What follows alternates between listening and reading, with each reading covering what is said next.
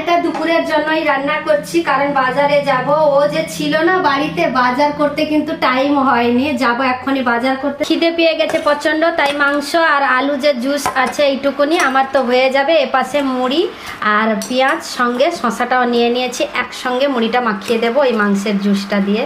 আজকে 100 টাকার পেঁয়াজ নিয়ে চলে এসেছি, 100 টাকার 6 কেজি পেঁয়াজ। আর রসুনের দাম বলো না, এখন তোমাদেরকে রসুন দেখালে তো হাসবে। Hello friends, welcome back to my channel Shivani lifestyle. Good morning সবাইকে। তোমরা সবাই কেমন আছো? আশা করি তোমরা সবাই ভালো আছো, আমরাও ভালো আছি। তো এখন বাজে সকাল 9টা। তো আমি আমার ব্লগটা সকাল 9টা থেকে স্টার্ট করলাম। তো যারা আমার চ্যানেলে নতুন আছো প্লিজ তারা সাবস্ক্রাইব করে আমাকে সাপোর্ট করো। সকালে 9টা বেজে গেছে, দেখতেই পাচ্ছ। বাসিকা শেষ করে মেয়ে এখানে রেডি হয়ে পড়েছে, মানে বাসিকা শেষ করেছি আমি, রেডি হয়ে পড়েছে মেয়ে স্কুলে যাওয়ার জন্য। তো আজকে ওর ফ্রেন্ড কিন্তু তাড়াতাড়ি চলে এসছে, ওকে খেতে দেবো বলেছিলাম, কিন্তু ও বললো কি বাড়ি থেকে আমি খেয়ে এসেছি, আমি আর আজকে খাবো না এখন তোমাদের বাড়িতে, পরে একদিন এলে আমি খাবো। আসলে আমার হাতের খাবার কিন্তু ওরা ভীষণ পছন্দ করে, তো সেই জন্যই আমি ওকে রিকোয়েস্ট করেছিলাম অল্প দুটো খেয়ে যাও। বললো না না, জাস্ট এখনই খেয়ে দিয়ে এলাম। তো যাই হোক, 9টা বেজে গেছে, সোনামা এখানে খাচ্ছে। সোনামা আর কত বাকি আছে খেতে? এইটুকু বাকি আছে, আর অল্প আছে, আর 1 স্পুন হলেই বাস খাতাম। তো সোনামা তাড়াতাড়ি খেয়ে নাও। আর আমি এপাশে কিচেন রুমে নতুন ইন্ডাকশনে নতুন কড়াইতে রান্না বসিয়ে দিয়েছি। আর এটা দুপুরের জন্যই রান্না করছি, কারণ বাজারে যাব। ও যে ছিল না বাড়িতে, বাজার করতে কিন্তু টাইম হয়নি। যাব এক্ষুনি বাজার করতে, সেই জন্য দুপুরের জন্য রান্নাটা সেরে নিচ্ছি। আর সকালবেলা নাস্তা কিছু বানাইনি, কারণ চিকেন যে বানিয়েছিলাম না এখনো আছে। তো সেই জন্য কি ওইটা মুড়ি দিয়ে খেয়ে নেবো মা মেয়ে দুজনেই, তারপরে শেষ হয়ে যাবে, কিন্তু চিকেন আর থাকবেই না। আর বাকি দুপুরের রান্না, তো দুপুরের রান্না বানাবো এখনই। শাক তো ভাজছি, তো কালকে অল্প শাক ভেজেছিলাম আর অল্প রেখে দিয়েছিলাম, আজকে সেটা ভাজি করছি।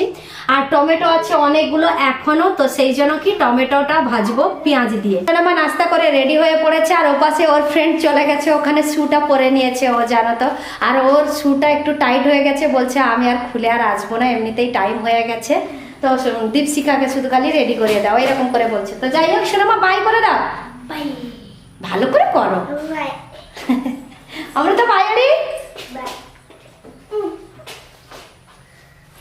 ও বাবলি, এমন ছনা মা সাবধানে যাবে। হ্যাঁ, দুপুরের জন্য রান্না করা হয়ে গেছে। এই দেখো, এপাশে টমেটো ভাজা হয়ে গেছে পেঁয়াজ দিয়ে, আর এপাশে শাক ভাজা হয়ে গেছে। দেখো বাকি আছে ভাত, তো ভাতটা এপাশে দেখো ইন্ডাকশনে বসিয়ে দিয়েছি। খিদে পেয়ে গেছে প্রচন্ড, তাই মাংস আর আলু যে জুস আছে এইটুকুনি আমার তো হয়ে যাবে। এপাশে মুড়ি আর পেঁয়াজ, সঙ্গে শশাটাও নিয়ে নিয়েছি, একসঙ্গে মুড়িটা মাখিয়ে দেবো এই মাংসের জুসটা দিয়ে। স্নান করে রেডি হয়ে পড়েছি বাজারের দিকে যাব বলে।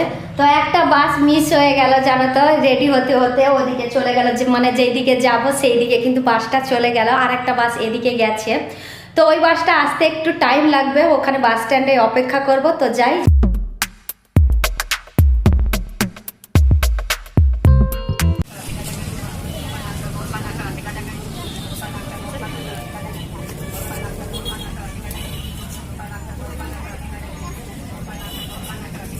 বাজার থেকে এইমাত্র বাড়িতে পৌঁছালাম। এখন বাজে কটা জানো তো? এখন 2টো বাজতে চায়, মানে 1:50 বেজে গেছে। আমি গেছিলাম কিন্তু 11:30টায়, আর বাস এখানে পেয়েছিলাম 12টায়। আধা ঘন্টা ওখানে বাস স্ট্যান্ডে বসতে হয়েছে। তো যাই হোক, ভীষণ গরম আর ভীষণ রোদ, জানো তো।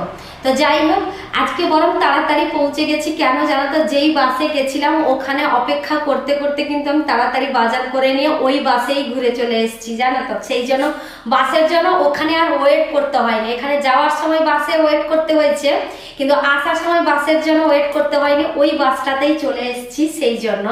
তো যাই হোক, আজকে বাজারটা কি কি করেছি দেখো।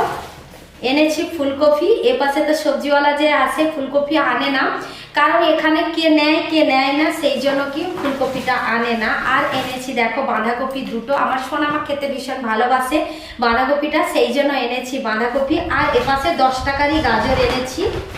ওপাশে তো তোমরা সকলেই জানো, এর আগে তো তোমাদের সঙ্গে শেয়ার করেছি, ওখানে 10 টাকা 20 টাকা করে মানে কি বলো পার্সেল করে থাকে। গাজর বলো আর বিনস বলো, কাঁচা লঙ্কা বলো, যে কোনো সবজি বলো, এরকম ছোট ছোট করে পার্সেল করা থাকে। 20 টাকা কোনটা 10 টাকা এরকম করে বিক্রি হয়। আর এনেছি পেঁয়াজ। আজকে 100 টাকার পেঁয়াজ নিয়ে চলে এসেছি। 100 টাকার 6 কেজি পেঁয়াজ, একটু সাইজের ছোট হবে, কিন্তু পেঁয়াজগুলো খুবই ভালো। এই দেখো, তাই 100 টাকার 6 কেজি পেঁয়াজ নিয়ে চলে এসেছি। আর রসুনের দাম বলো না, এখন তোমাদেরকে রসুন দেখালে তো হাসবে। তো এইটুকুনি রসুনের দাম কিন্তু 50 টাকা, সাইজের কিন্তু অনেক ছোট, অনেক ছোট ছোট রসুন।